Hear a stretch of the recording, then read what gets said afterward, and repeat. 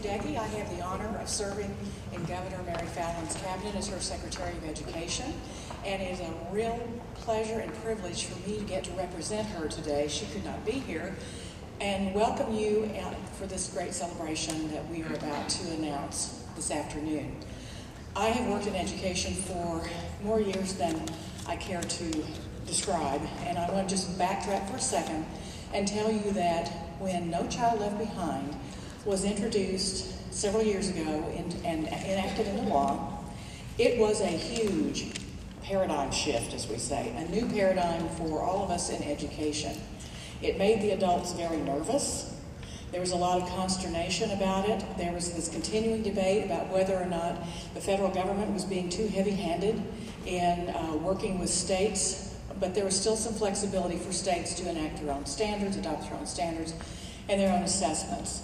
Well, since that time, we realized that there were some flaws in the original law, which, by the way, had strong bipartisan support led by Senator Ted Kennedy and Governor George W. Bush during his administration. No Child Left Behind moved us beyond that. But as states have learned more and more about better ways to collect data, better ways to measure the learning of each child, we are now ready to undertake the next generation of state accountability systems. And that's really what we are about today, to talk about that. States needed flexibility to adopt and create those systems, and I believe we are on the verge of a very exciting next opportunity in education. The governor asked me to read a statement from her since she couldn't be here.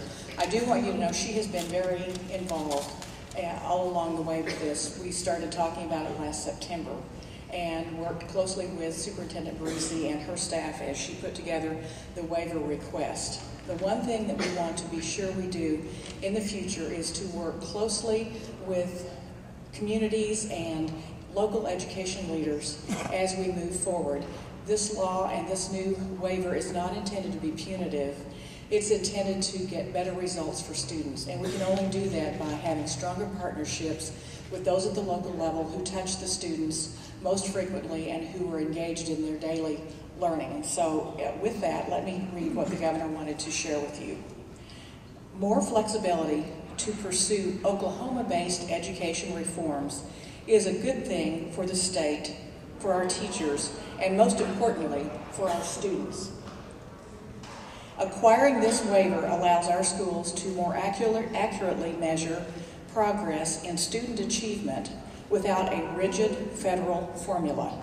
The results will be a more dynamic learning environment for our children. Moving forward, accountability, transparency, and a commitment to improving student achievement remains as important as ever. And please note, this is not about giving relief to adults in the system. We want to engage them as partners, but not be in a punitive mode with this, and that's just a sidebar comment for me. Some people who, this is a little controversial, have viewed this as a way of letting adults off the hook for teaching some of the hardest to serve students, and this is by no means what this is about. The governor says Oklahoma passed several landmark education reforms last year, and we expect those improvements to our education system to continue to improve the quality of our schools, raise performance levels among students, and ultimately lead to a better educated and more highly skilled workforce, which is totally in line with her goal to have a better educated workforce for Oklahoma so that we have more jobs with better pay along with it. So with that, I would like to take this opportunity to introduce our State Superintendent of Public Instruction, Dr. Janet Barresi, who was the mastermind behind designing this waiver, working with her staff. And she is my friend, and it is a real privilege to be with you today.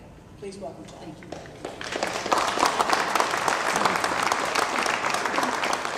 Madam Secretary, thank you for your kind introduction and for your remarks, and it means a lot to have the governor's support. Before I begin, we have so many people here that have an interest in education, that are working for us every day. We have youngsters here that are directly affected by this, and I'd like to take a moment, if I could, to introduce a a few individuals from our Senate side.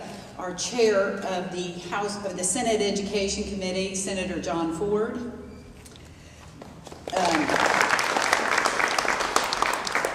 Chair of Education Appropriations from the Senate, Senator Jim Halligan in the back there. And I see Senator Josh Burkeen has come in. Thank you so much for being a part of this. Very glad to have you here. From the House side, we have the chair of the House Education Committee, Representative Ann Cootie. Thank you so much for being here today. And in the back, the chair of the House Appropriations Committee, Representative Lee Denny, and a member of the House Education Committee, Representative Sally Kern. Thank you so much for being here today. I hope I haven't left anybody out there. We have also our State Board of Education members that are here today. All of them are here. Ms. Joy Hoffmeister had a conflict and regrets not being able to be here, but I'd like to introduce to you our State Board of Education member, Ms. Amy Ford. Major General Lee Baxter, thank you for being here. Mr. Bill Shadid, Mr. Bill Price, and Mr. Brian Hayden. Thank you so much for being here today. In terms of district representation, so many folks that are here, and they represent a committed group of individuals that actively participated in the writing of this application. And so we're here to celebrate for them. They actively participated and also served as inspiration for this. We, with such a short notice, literally less than 24 hours because of the news embargo, we asked Superintendent Keith Ballard to be here and Superintendent Carl Springer. Unfortunately, both of those gentlemen are out of town at meetings related to business within their districts, but we appreciate the fact that they have sent words of support. But for Oklahoma City, I'd like to present to you the board chair of the Oklahoma City Public Schools, Miss Angela Munson. She's in the back here. Sandra Park, the Deputy Superintendent for the Oklahoma City Public Schools. And I believe Shelley Campbell, who is the Teacher of the Year in the Oklahoma City Public Schools. Thank you so much for being here. From Cordell Schools, we have Sherry Parkhurst, who is the Educational Technology Integration Specialist for Cordell Schools, and high school principal Larry Johnson. And they have brought with them Amy Becker, who is a teacher at that school. Would you be recognized, please? Thank you so much for being here. From Mid-Dell Schools, Ms. Pam Twidwell, who is the superintendent of Mid-Dell Schools, and Ms. Kathy Dunn, who is, I want to make sure that I have your correct title here. You are the Executive Director of Federal Programs and Teaching and Learning at Mid-Dell Schools. Thank you very much for being here today. We have Scott Parks from Howe Public Schools. Thank you so much for being here. Janine Barnett, who is the superintendent of Bristow Schools, and along with Mr. Curtis Shelton, who is the director of operations for Bristow Schools. Thank you. El Reno Schools, Superintendent Janet Tippins and Pat Lideker, who is their junior high school principal, as well as Mr. Matt Goucher, who is the high school principal in El Reno. Thank you and welcome. Glad you're here. And I'm not sure if Mr. Jared Mendenhall, Superintendent Broken Arrow, or Daryl Glover, Fort Gibson, was able to make it today, but we certainly appreciate their participation and their work also in support of this project. You know, earlier this year, I had the opportunity to help hand out earlier this week, I had the opportunity to help hand out awards at the Oklahoma School of Science and Mathematics. It's always so inspirational to interact with inspired students and inspired teachers. And that's why I'm equally excited about our announcement today. Oklahoma has been granted a waiver from the requirements under No Child Left Behind and allowed to create a new model of accountability in the state of Oklahoma. We're here today to kick off a celebration of success. So before I say anything else, let me say congratulations to Oklahoma educators and Oklahoma school leaders. And as I said, your work is a big part of the success of this. It's because of your hard work, your commitment, your dedication, and your contribution to our waiver application that we are here today announcing that Oklahoma has the flexibility it needs to move our education forward into the 21st century. I want to recognize all of the educators we have with us here today, as I have, and again, thank them very much and for their work. Many of these people dropped everything they were doing at the last minute to be here and to contribute to the waiver application. We appreciate that so much. I also want to take a moment to thank a very special group of people who really went above and beyond the call of duty, and that is the staff at the State Department of Education. These individuals put in so many long hours of hard work to deliver a very strong application. Oklahoma's application was considered one of the 2 top applications, and more than one occasion we received compliments from staff at USDE. I want to thank you very much, all of our agency personnel, for their commendable dedication to the students of our state. Would you all please stand up and be recognized for everyone here today for all of your work? Everybody that worked on the application, please stand. We're so thrilled to have you here.